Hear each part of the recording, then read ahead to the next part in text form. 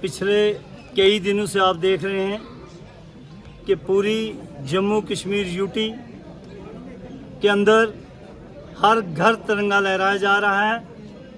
और इस बार का जो तिरंगा है वो इसलिए भी हमारे लिए खुसूसी हैसियत रखता है कि ऑपरेशन सिंदूर, जिसमें हमारे मुल्क के वज़ीर आज़म, हमारे मुल्क के होम मिनिस्टर, हमारे मुल्क के डिफेंस मिनिस्टर और हमारी भारत की बहादुर अफवाज ने यहाँ हिंदुस्तान के हर शहरी का सर फ़ख्र से ऊंचा किया। कामयाब ऑपरेशन सिंदूर करके पिछले 35 साल से हम प्रॉक्सी वार झेल रहे हैं। हमारे 69 लोगों पे हमेशा गोलियां चली, तो मज़ामत के अलावा हमें दिल्ली की सरकारों से ज़्यादा कुछ नहीं मिला। लेकिन एक पुलवामा में जब मिलिटेंटों ने अटैक करके हमारे 69 सीआरपी के नौजवानों को शहीद किया और पहल के गांव के अंदर हमारे नौजवानों को शहीद किया, उस वक़्त भी पुलवामा में सर्जिकल स्ट्राइक करके पाकिस्तान को वाज़िया चेतावनी दी थी हमारे मुल्क की क़यादत ने कि हम पड़ोसी मुल्क जो है उसकी तरक्की देखना चाहते हैं, बर्बादी नहीं। लेकिन अगर आप बाज नहीं आएंगे मिलिटेंटों को इधर भेजने से, हमारे 69 शहरियों पे वार करने से, तो हम ईंट का जवाब पत्थर से देंगे। लेकिन उसके बाद भी दोबारा पुलवामा में 27-69 लोगों को शहीद किया गया और उसके जवाब में ऑपरेशन सिंदूर, जिसमें हमारे मुल्क की अफवाज ने पाकिस्तान की छाती पे वार की और वाज़ा एक पैगाम दिया कि हम किसी भी 69 शहरी पे वार नहीं करेंगे। उन्होंने वो स्ट्रक्चर तबाह किए जो मिलिटेंटों के अड्डे थे, उनको बर्बाद किया और फिर भी अपने पड़ोसी मुल्क से ये कहा कि आप बाज आ जाओ, आप तरक्की की रास्ते पे चलो। आपके मुल्क के अंदर भूखमरी है, आपके मुल्क के अंदर तामीर तरक्की नहीं हो रही है, आप अपने मुल्क की तामीर तरक्की करो और हमें जियो और जीने दो के नारे पे चलने दो। लेकिन आज भी ऑपरेशन सिंदूर के बाद भी अगर पाकिस्तान बाज नहीं आएगा तो हमारे मुल्क की जो बहादुर क़यादत है जनाब नरेंद्र मोदी साहब की, उस और उनके साथ उनके होम मिनिस्टर, डिफेंस मिनिस्टर या उनकी पूरी टीम, जिन्होंने हमेशा यहाँ के शहरियों को जो एक सबसे बड़ा यकीन दिलाया, वो यकीन था उन लोगों का तहफ़्फ़ुज़ करने का।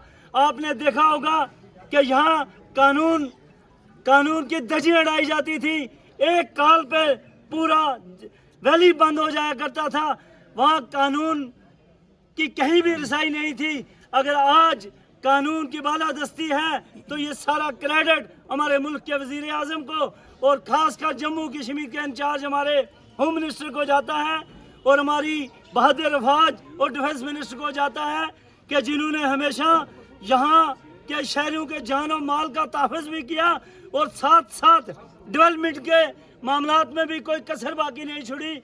आज आप देख रहे हैं हमारे बड़े बड़े जो टनल है और ख़ासकर रजौरी पुंछ के लिए जो सबसे बड़ा हिस्टोरिकल काम किया है उन्होंने, हमारी मुगल शाहरा पे टनल जो 3800 करोड़ का सेंक्शन किया और नेशनल हाईवे जो बहलियात से बारामूला तक 10,600 करोड़ रुपया सेंक्शन करके बीआरओ के हवाले वो रोड कर दी। इसके लिए भी हम मुल्क की क़यादत का और हमारे नितिन गडकरी साहब का शुक्रिया अदा करते हैं।